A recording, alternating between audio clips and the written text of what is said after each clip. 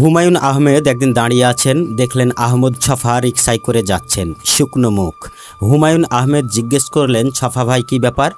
আহমদ ছফা বললেন, না খেয়ে ঘুরতেছি সারাদিন থেকে। কেন? ক্ষুধা নিয়ে একটা গল্প লিখব, তাই ক্ষুধা অনুভব করার জন্য সকাল থেকে না খেয়ে ঘুরতেছি। এরপর সকাল থেকে সন্ধ্যা পর্যন্ত তিনি না খেয়ে ঘুরলেন। রাত 8টার দিকে অজ্ঞান হয়ে পড়ে গেলেন রিকশা থেকে।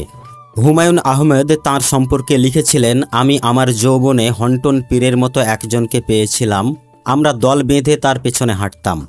তিনি যদি কিছু বলতেন মুগ্ধ হয়ে শুনতাম।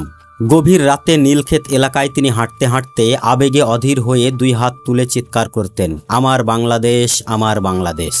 আমরা গভীর মুগ্ধতায় তার আবেগ এবং উচ্ছ্বাস দেখতাম। তার নাম আহমদ ছফা, আমাদের সবার ছফা ভাই। মুহাম্মদ জাফর ইকবাল স্যারের মতে আহমদ ছফা চুলের ডগা থেকে পায়ের নখ পর্যন্ত 100 ভাগ খাঁটি সাহিত্যিক।